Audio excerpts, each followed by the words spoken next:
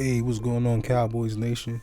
Just gonna break down this upcoming Thanksgiving battle with the Las Vegas Raiders and your Dallas Cowboys. Now, man, the Raiders, they started off like one of the best teams in the AFC, and that was before the whole John Gruden debacle. They started off with good wins over the Ravens in overtime, and the Steelers. They beat the Dolphins. That's not really like a good victory, but the Steelers and the Ravens were definitely solid victories early on in the season. And they took a L to the Chargers. They lost to the Bears. They beat the Broncos. They beat the Philadelphia Eagles. They lost to the Giants. They lost to the Chiefs, and they lost to the Raiders. Oh, it's not the Raiders, but the Bengals. Now, it's a couple surprising losses, like the Giants. That's real. That's real surprising. Based off of their production, and they allowed them to put up 23 points. And the Giants have like a struggling offense. Jason Garrett just got fired. So yeah. So this is a couple weapons that they have on their roster. Darren Waller is a beast. He's more of what you hope to see in Kyle Pitts. He's a physical specimen. He's very athletic, great hands, and he's going to oppose a matchup for this team if we're not able to stop the run with Josh Jacobs, and they get going with their play action. Now Derek Carr, man, he's been a little inconsistent over the last few weeks. He started off great, man. Like he found his mojo. It looked like the Raiders were going to make the playoffs, and then they had this whole situation with their head coach, and it's been like almost downhill since. They have a record coming into the game at 5-6. Derek Carr he's not having a bad year though. It's just the last few outings haven't been what you would want as a Raiders fan, but total he has over 3,000 passing yards already, and 16 touchdowns, 9 interceptions. Great numbers. It's not horrible. It's not benchable or release worthy, but based on if we're able to produce a lot of pressure for him, get him off his mark, and this be competitive in the secondary, we can win this game. I feel like with their receivers, we don't really have anybody to be afraid of, to where like, oh, we have to double this guy or he's a game changer. They have credible weapons based off of this is the NFL. You can lose to anybody, but there's no one that we should be nervous about except for the tight end position. So if we're able to stop the run, get Derek Carr off his spot, put like pressure in his face, we could easily win this game.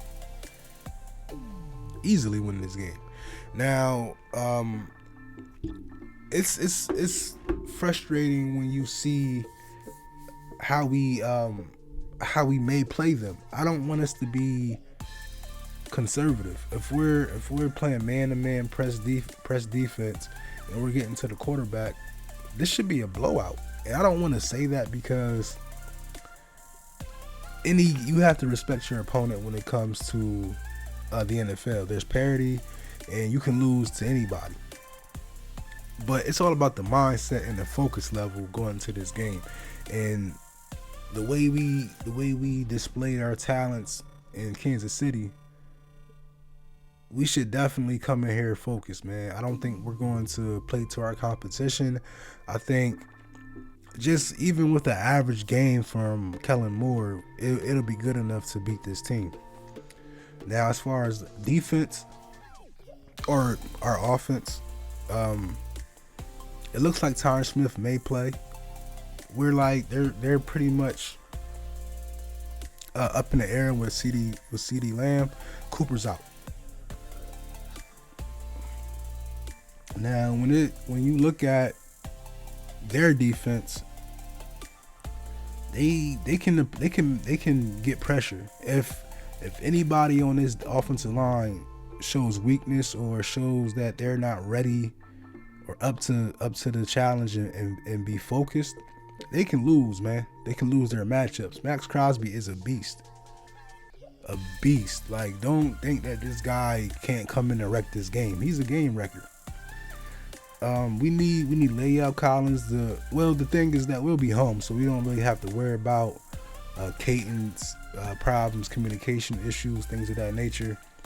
If everybody's on the same page and the offensive line can limit penalties, we shouldn't have a problem offensively in a passing game. Even though we'll be without Coop and probably Lamb, I think an offensive line that provides time to Prescott can win if the receivers are making plays and catching the balls. As far as Wilson, Nate Brown, Gallup, we might see a little bit more two tight end sets, and you might see more Pollard receiving passes out the backfield.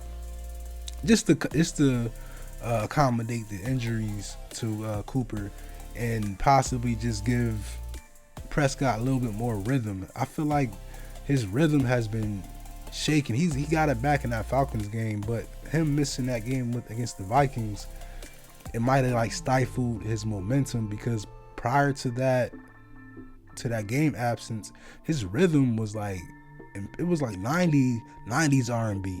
You know what I mean? The rhythm and blues was on point.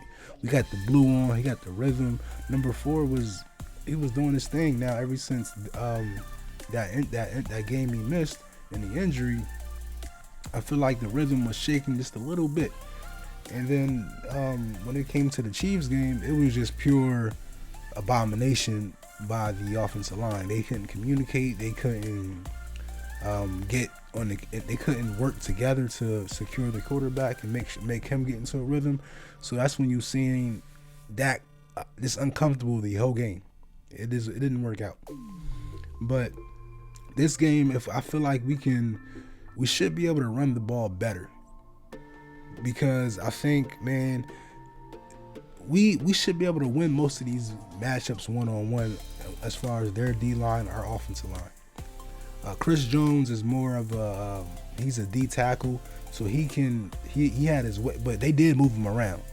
But we're not gonna act like he just picked on guards. He picked on tackles, centers, everything. But when it comes to the defense line for the Raiders, I feel like just one-on-one, and then us being at home and we don't have to worry about the crowd noise, we should have a better one-on-one performance in the trenches, which could open up the running game for Zeke, even though he's a little hobbled, and then Tony Pollard. But I just think with the offensive line being able to produce a better outing, you will see a better Dak Prescott this game. He's already upset about the outing with the Chiefs, and he's motivated to get back. That's why I like Dak when he loses, man. I'm pretty sure it wasn't reported. I didn't see anything coming out, but I'm pretty sure he was one of the first and last people to show up and leave. And that's the people you want around your team. When your leaders are showing up before everybody else and staying late when everybody else leaves, that's the vibe that Dak gives me. So I think going into this game, he's ready, man. He's motivated. We're going to see a more improved Dak Prescott. And, this offensive line is going to play better. Hopefully we get Tyron Smith back. That in itself will take our offensive line from the D average that we had, the grade we had against the Chiefs. That can bolster us to a B plus this off of one player alone, which is incredible. So a lot of people, man, they don't value Tyron Smith. They want to get rid of him so much. But with his contract and his production level, whenever he's ready to retire, then I'll move on from him. I'm not saying we can't draft people to spell him for a couple games a year, but I'm not looking for a total replacement to where, hey, at the end of this year, Tyron Smith, we're cutting you, we're trading you, whatever. I'm not doing none of that until he's ready to leave. He took a team friendly deal years ago, and he's been producing above his contract. That doesn't happen too much in Cowboys land. And this is what I don't understand. You want to get rid of the guy that took a team friendly deal and then produced above the contract. There's people y'all look at and say, oh man, we need to get rid of him because he's not producing and he's missing games and he's not getting this many sacks or tackles or catches or whatever stat you will look at to grade someone's production. Tyron Smith has done everything you want him to do. And then this year, I think what people aren't understanding is that the NFL, they're taking that NBA approach when it comes to resting players and getting them ready for the playoffs. Because if we were fighting for NFC East spots, if we were like maybe number 2, number 3, and it looked like we had clear competition, you would see Tyron Smith playing. But with the approach to team, the front office, it looks like they're just trying to get ready for the playoffs. And that's my same thing if you watch my other video about play calling with Kellen Moore. It seemed like he was a little bit more conservative because they knew it was going to be 28 million, 29 million people watching this game. So you want to go into this game without Tyron Smith, without Amari Cooper, and call your best game to get everybody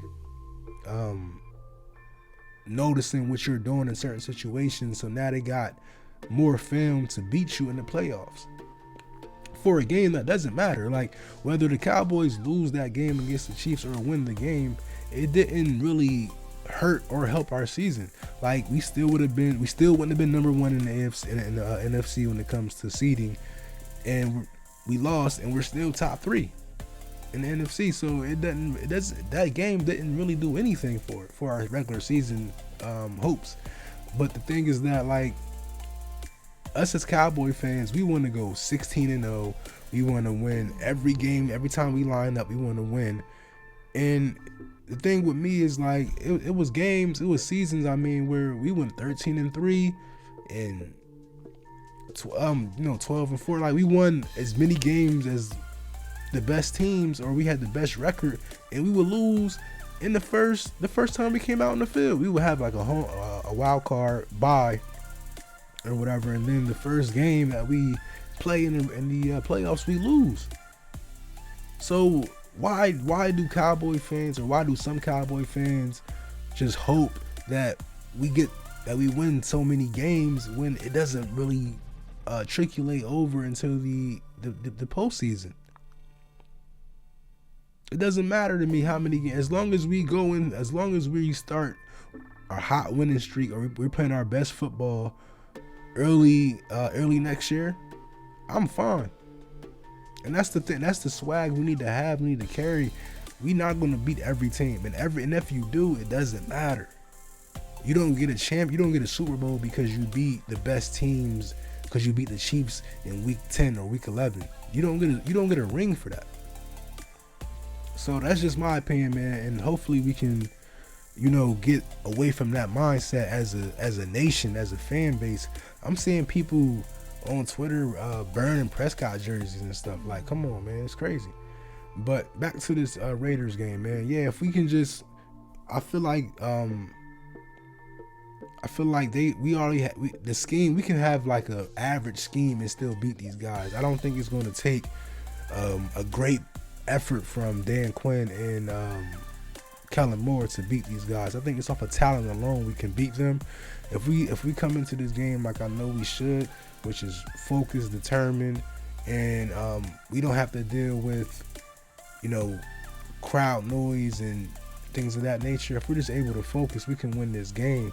And Tyron Smith coming back is going to be a huge chess piece to win this game and keep Prescott clean in the pocket.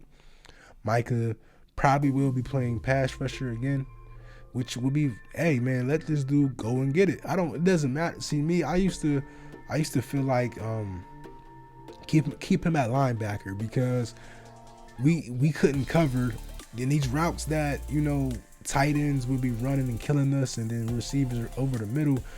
That was always our weakness, was over the middle, in the middle. And it didn't matter who we had, Sean Lee, Bruce Carter, Ronaldo McClain, Jalen Smith, Van Der Esch, we will always get chewed up in the middle. And I think Micah was able to work in that aspect to diminish, you know, that weakness. But when you look at it now with these injuries to the edge rushers, just get him on the field. I can care less, man. I feel like if you want to line him up all snaps at the end until Gregory and Tank are coming back, which should be in December, so we'll be getting a Christmas present, an early Christmas present based on those guys' return. But if that's something we want to do until, you know, those guys are back, line him up out there, man. Let him wreak havoc, man. And we should get this dub, man. I'm not trying to feel overconfident, but they just don't have the weapons, man. But I understand, you know, these guys, they're going to gear up. It's Thanksgiving, it's the Cowboys. When the Cowboys aren't good, we get the best effort. We can be what, 3-8 on a 4 or 5 game losing streak, and teams are still going to gear up to beat the Cowboys. So now that we're good, it's Thanksgiving, you're going to get the best effort, man. But just based off of Tyron Smith coming back, possibly getting CeeDee Lamb to play, but I think just get Tyron Smith alone, this gives this team a better chance to win. Because Prescott's going to do his thing, man, if he's able to sit in the pocket and not be nervous. And we don't have to deal with the ruckus and the loud crowd, because it was for a lot of people in the offensive line, that was their first time playing in such an environment like that, where loud, you're on the road, it's cold, it's windy, it's very loud, and you can't, you know, focus. A lot of plays they didn't even know Bayada snapped the ball. You know what I mean? So we cool, man. We good. Just don't panic, man. Just keep fighting. And even if we lose this game, which I highly doubt, but if we lose this game, I'll be a little worried. Between the 1 and the 10, it'll be like a 4.5, 5. Because like I said, you don't need to win all you need to do is get enough wins to make it to the postseason, man. That's all we need, man. Thank y'all for tuning in, man. Y'all have a good holiday.